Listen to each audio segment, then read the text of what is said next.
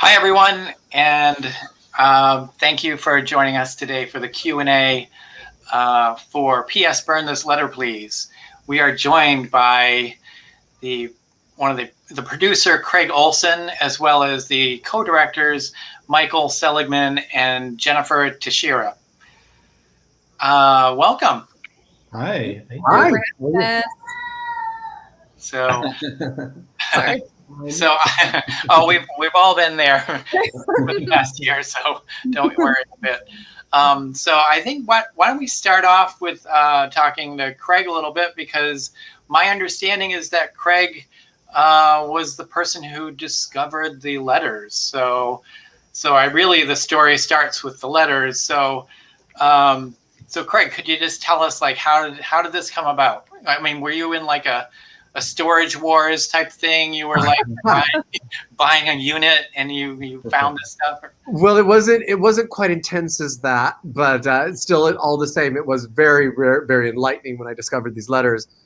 They did indeed come out of a storage unit, and they were the storage unit was unloaded in my garage, and I came home from work one day because these letters, they were part of an estate of a very dear friend of mine and the executive producer, Richard Koenigsberg, as well as Michael's. And he had passed away. And Richard Koenigsberg, the executive producer, he was the executor of the estate. And when he was clearing out the homes of this very prominent Hollywood figure who passed, he put everything into a pod, all the personal effects, and had it sent away. And it was gone for about 4 years in this storage unit. And then Richard decided, okay, now's the time we should go through this stuff and we should just throw things away. And so the pod was indeed dropped off at our house. And I got home from work. I put my bag down, and I pulled over the first box, and there was hundreds of boxes. I pulled over the first box, and I opened it up, and I pulled out a letter. And this letter was dated early 1950s. And I started to read this letter, and it was this letter. I was like, woo, this is really juicy stuff. This is really I shouldn't be reading this. This is deep. I mean, the letter was talking about this person, and it was written to a man named Reno Martin. And my friend who passed away, his name was not Reno Martin. So then I thought, why does my friend have this letter written out to Reno Martin? And not only was there one, but there was over 200 letters, and they were all written to this man named Reno Martin.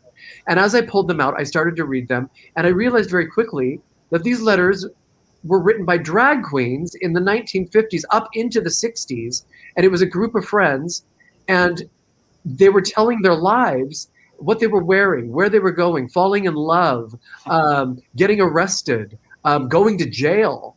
And it was just like, I called up Michael immediately, and I said, Michael, you've got to get over it. You won't believe what I just discovered. This is crazy. Yeah. And of course, he came over as quickly as he could, and we sat there for hours, and we started reading these letters, and they were tender, and they were funny, and they just felt like they were so important, because we realized this is about drag queens, and we didn't know anything about drag prior to the 90s, for that matter. And even in our own little community, which was Los Angeles, we didn't know anything except for RuPaul, and that was about it. And so we took it from there, and we took it a little step further. And Michael, why don't you take it? Well, I had a question for you about kind of that timeline. I know the letters were mostly, like, a lot of them were from the mid 50s to 60s, but I thought at one point I saw that it said that he had moved to California in 1971. So I'm kind of curious about why wasn't he with them, or why were they writing to him in the 50s? They were writing to him probably because he was one of the central figures in their lives. He was somebody who later went on to become a DJ, worked in New Orleans. He also worked in New York. He then later became part of the industry, the Hollywood industry. And it was a question I always asked myself too, was why did he hold on to these letters from house to house, from state to state? And I honestly think it was sort of like, it's sort of like when you start out and the first friends you meet are usually the friends that have the biggest impact in your life. and they're the ones that you hold pretty true and dear because they help create you and they help mold you into who you are going to become. And I think that he had, oh, it's 11:11. I think he had quite an importance with these people in their lives, and I believe that they loved him as much. But you have to understand, when you get a part of that Hollywood wheel and you're moving on and you're becoming somebody in an industry which is pretty closeted, you kind of got to leave the past behind. Yeah. But I think that he left that behind him, but he held on to those letters as kind of a safety net for himself. Yeah. So Michael, a man who knows something about drag, our viewers may not realize that you're a producer on RuPaul's Drag Race, right? So in choosing these letters, I mean, there were 200 letters, obviously way too many to use. Like, are there? But I love the language in the letters, as Craig was mentioning. You know, they were so Butch. It's a camp. He was a number. He talked about trade. Isn't that a flip? Talking about mops and don't dish and all this stuff. So I love your selections, and I was wondering if you could talk about the process of like picking which ones you were going to share in the movie and which ones weren't. Yeah, well, I think, as Craig said, when he called me and I went to his house and he had all of these, letters that are spread out on the dining table and just started reading them. And, pretty quickly, different characters started to emerge. Daphne was probably the most prolific and also the most colorful of the letter writers. And her letters would often be like 5, 6, 7, 8 pages long, single spaced. So like sometimes typed, sometimes handwritten. And just like the handwriting was so beautiful that it really just kind of like grabbed us. And she would always sign, "As always, Daphne." And so Daphne really became like a central figure in these letters. And the people that Daphne would often mention were Josephine, were Claude. So those, kind of emerged as the central figures in these, they're probably at least like 16 to maybe 20 different letter writers in total. So Daphne, and then Josephine, and Billy, and then there was Charlie. And so we in the interest of obviously trying to tell a cohesive story in 90 minutes, we just focused on the four central figures in these letters and the things that they were talking about.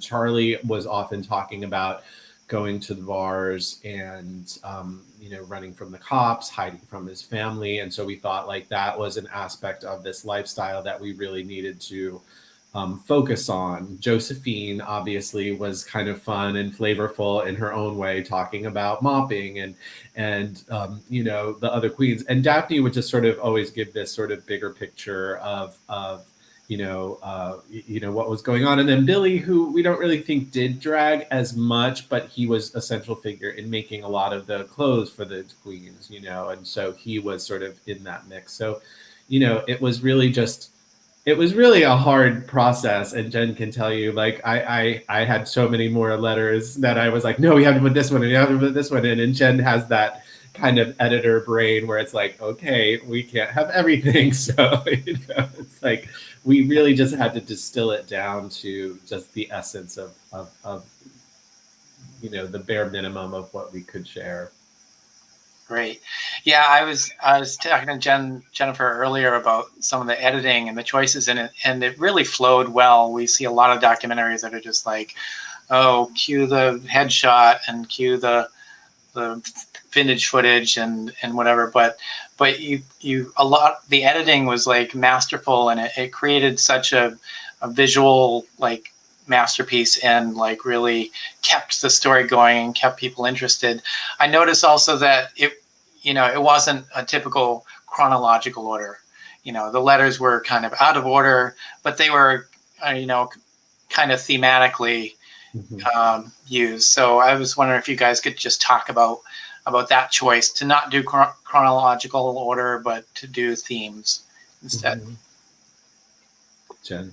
Yeah, sure. I mean, so what is just so exciting about this story was it's about drag in the 1950s. So it's just something that hasn't been told before. It didn't exist. I mean, even our historians, our amazing historians who are in the film, were like, we wrote our books from police and hospital records. We did not write it from these letters that, for the most part, were celebratory and joyous, which really turns, you know, the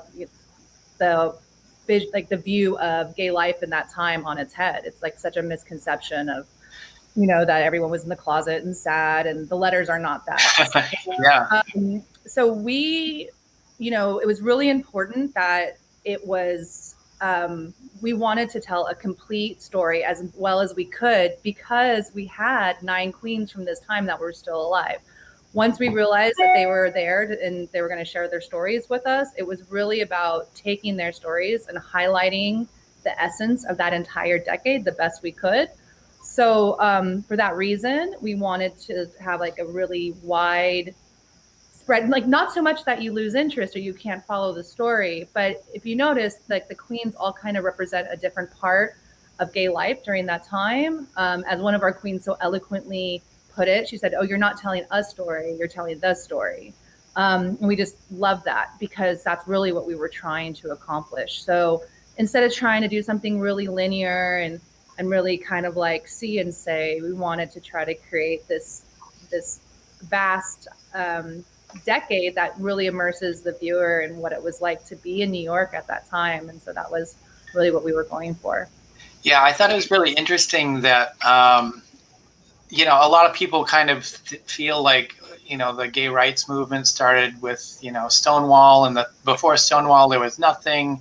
But I found it really interesting that they had to like tone things down in order to participate in the first Pride March, that they couldn't go in drag. But they had they to, weren't even permitted to partake, which was insane. I don't know if Michael knew that, but when Adrian told us that, you know, we were floored. We were just like, they told us that if we wanted to come, no dresses and no drag queens, which is just insane to me now, because when you think of Pride, I mean, who's not in a dress, really? But yeah, so it was pretty crazy to find that out. Yeah. Yeah. And I think, you know, when as you started to say there, Shane, it's like, you know, there is this sort of marketing campaign that says, you know, Pride began at Stonewall, and that is so not the case. You know, these people, you know, in the letters, and then in the people that we, you know, our 9 subjects that we met subsequently, they were well adjusted. They knew exactly who they were. They were not ashamed. They were not hiding. They were living their lives in such an out and proud kind of way, you know, a full decade and a half or 2 before Stonewall. And I think it just shows like that, you know, as queer people, like we always find a way. We always find a way to find the joy. And yes, it was an oppressive time. And yes, there were a lot of you know, even governmental campaigns to kind of, you know, the red scare, you know, that was subsequent with the lavender scare, where they were rooting out homosexuals in government, and you know, it was a very dangerous time. But I think what's so beautiful is that, you know, these people were well adjusted, you know, often in very long-term relationships, and just found a way to not just survive but thrive and share their art and share their, you know, their sort of magical nature with the people around them. Yep.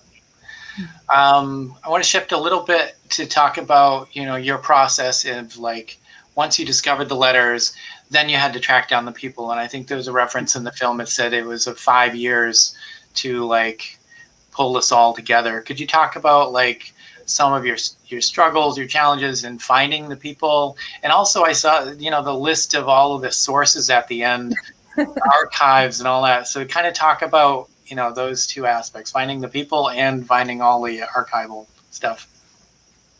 Yeah. Well, yeah, I mean, finding the people was, it really was just I think, like Craig and I, when we initially started thinking about what to do with these letters, we were like, well, if any of these people were still alive, they would have to be in their 80s and 90s. They were all gay people living in New York City. And so our kind of, inaccurate assumption was that a lot of them may have passed away during the AIDS crisis in the 80s and 90s. And so didn't even really try to find anybody until, maybe 6 months after the discovery, and then just started looking, and the thing is, like, none of these letters had return envelopes. So we didn't have last names. We didn't often even have first names. We just had drag names.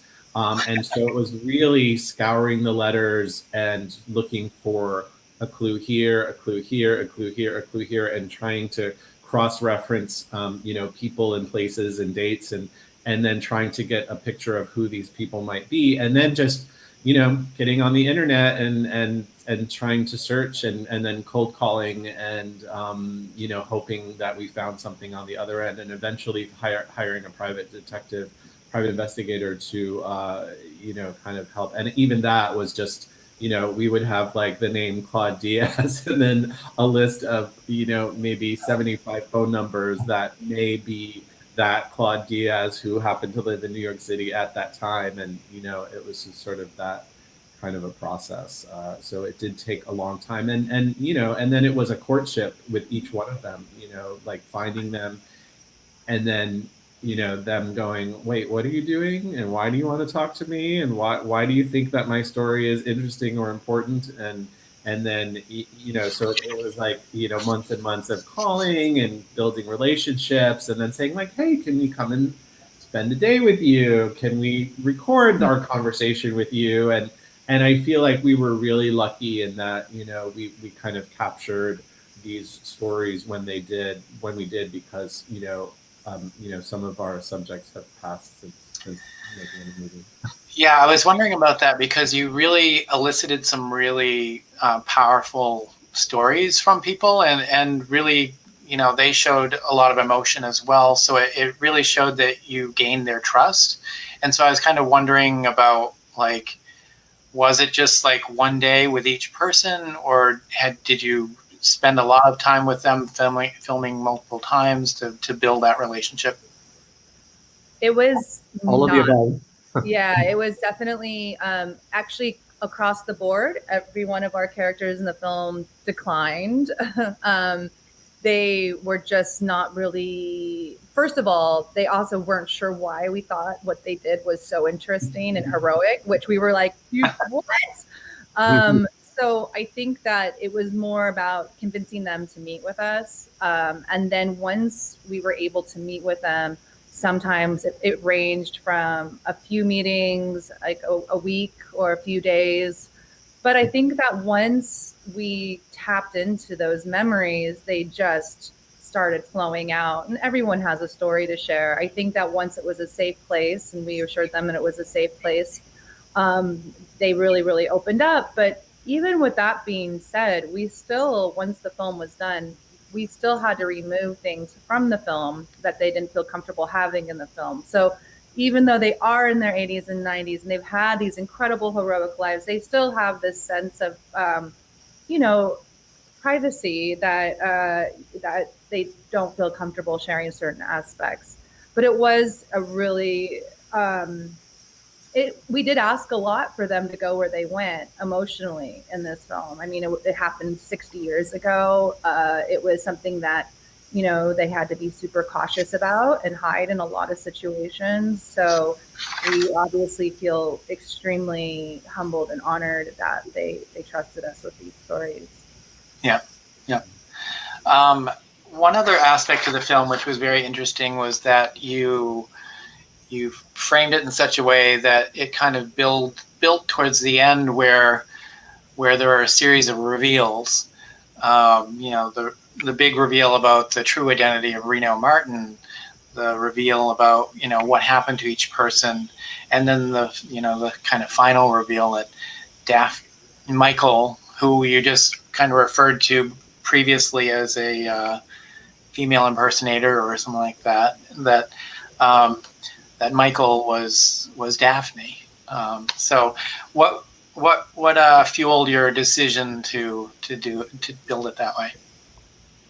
Well, I think we were kind of mentioning it before. I think that, what's really important in storytelling is to kind of hold on to those first initial reactions that people have. And we tried to do that. I think the most extraordinary moments of the filming and our own discovery process are really accurately depicted in the film itself. Discovering that Daphne was still alive when Michael and Craig located Daphne, I mean, I think that's just where they're like, okay, this is bigger than, this is bigger than a book. This is bigger than this, and same with Craig, you never knew that Ed had this secret life. I mean, speak about that. That's crazy. I had no idea. I had no idea who Reno Martin was. I was dear friends with Ed L'Amato for years and years and years. It doesn't get any closer than Richard Koenigsberg Ed was his mentor, and we did not know. He never spoke of his friends in the past. In fact, there was a time because I love drag and I do drag, and there was a time I was at one of his houses in Palm Springs, and I would oftentimes show him pictures of me, like, hey, what do you think of this girl? Isn't she pretty? Oh, she's beautiful, Craig. She's beautiful. And then I'd be like, that's me, Ed. That's me. And he'd be like, oh, I don't like to see that. Don't show me that. I don't like that, Craigie. I don't like that. And I would be like, and so one day, and Ed L'Amato was he was a big figure, scary as hell. And I remember one time I was at his Palm Springs. He had this beautiful home, and these steps led out of the pool and right down into the TV room. And I grabbed a fur blanket and I put it around me. He had Shirley Bassey playing at the top of the house, and I grabbed a blanket, I wrapped it around me, and I started lip syncing and coming down the staircase into the room. And he goes, "Stop! Stop what you're doing right now!" And he leaned over and he goes, "Take it from the top." And after that, he loved drag, and he loved that I would do drag, and it just reminded him. But still, even then, he never told me about his past. I don't know why, and I would assume just because maybe he was ashamed that he had to let this part of his life go, because how could he become the great L'Amato with this during that time period? It was a very different time, we have to understand. And was he out at all in Hollywood, or was he? He was, but it was like one of those things from that generation. It was never discussed. Right. You never discussed this thing, and the way that drag was always sold to us from the 50s prior to Stonewall is it was you were a degenerate, or you were belonging to a criminal underground, and it was, or you had a psychological disorder. I mean, that's what was interesting when we were really looking into finding archival material for the film, is oftentimes that's how they were labeled in people's archives. It wasn't just a picture of drag, it was called drag, it was called female impersonation, or it's called degenerate, or it was called psychological disorder. And it was just a very different time period. The one that it was really hard for me to wrap my head around, because that was very sad.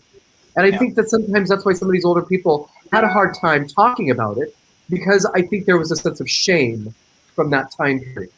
Now, they're certainly not like that today, given RuPaul's Drag Race and how mainstream drag has become, and which is, thank God, because these people were just practicing their art. They weren't sick. They weren't degenerates. They weren't criminals. They were artists. And that's what I think people need to understand moving forward, is this is art. This is theater. And if you're lucky enough to witness a drag queen do a little theater on the street, then you just saw a show, and you need to give a tip, because this is performance. Yeah, I love that you guys also honored how they refer to themselves as either a femme mimic or a female impersonator. Some of them refer to themselves as drag queens, but how important was it to them to refer to them using their preferred pronouns? Very, very important. Yeah.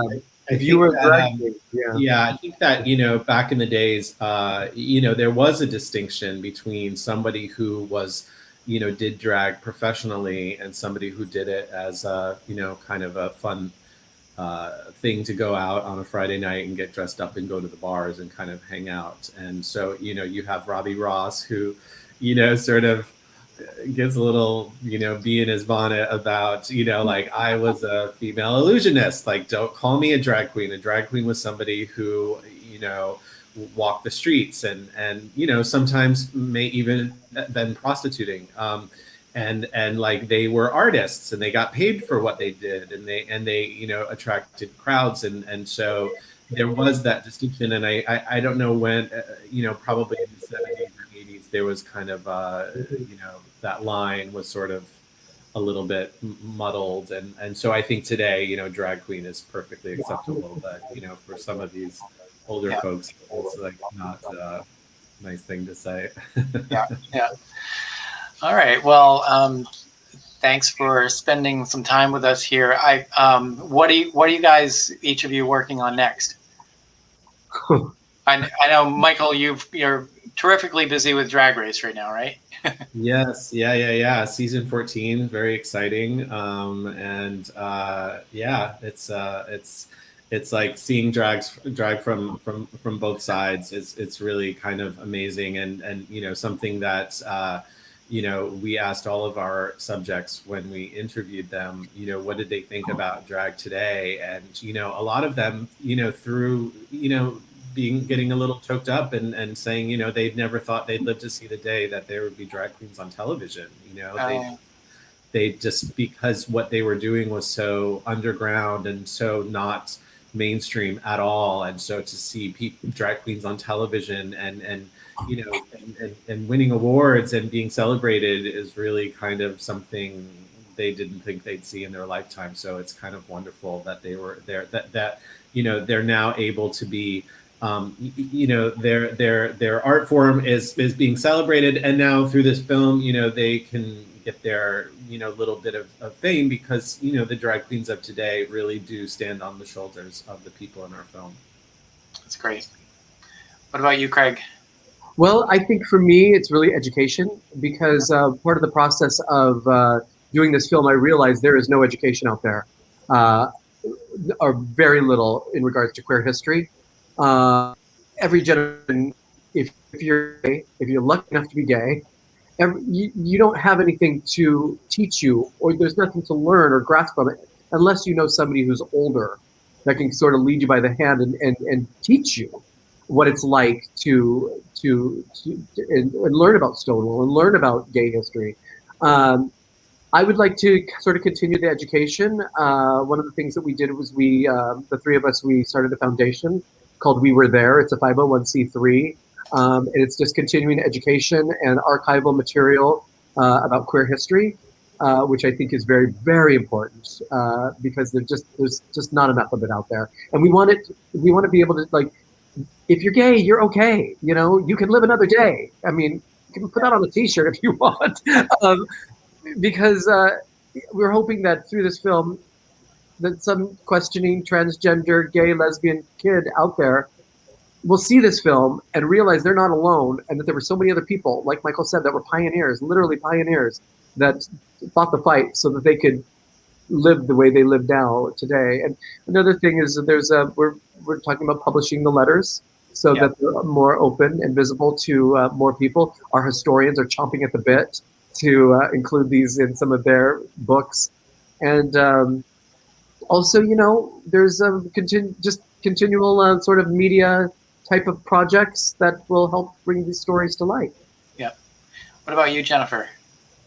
Yeah, I mean, We Were There. We're super excited about that. I think that one thing about archiving, history of marginalized communities, and in case of We Were There, queer history, is that it's expensive. So, we're trying to, help people to archive and shoot elders. And I know one of our biggest, the thing that the three of us feel really strongly about is, scour basements, scour attics, speak to your elders, because all the amazing archival that we found, we have about 40 different archives that have never been seen before, So I think that we need to start finding that and protecting it, and then, and then we can get it into schools and get it in the mainstream. And so, yeah, so we're all super excited about that. And then I'm just finishing up another doc feature, and then starting a doc series here in the next few weeks. So, That's it. keep them busy. All right. Well, I want to thank all three of you for joining us and sharing these insights. Our audiences, I'm sure, will be thrilled to hear all about it. So, thanks again, and best of luck with the film. Thank you so much. Thank you, Shane. Thanks, Shane.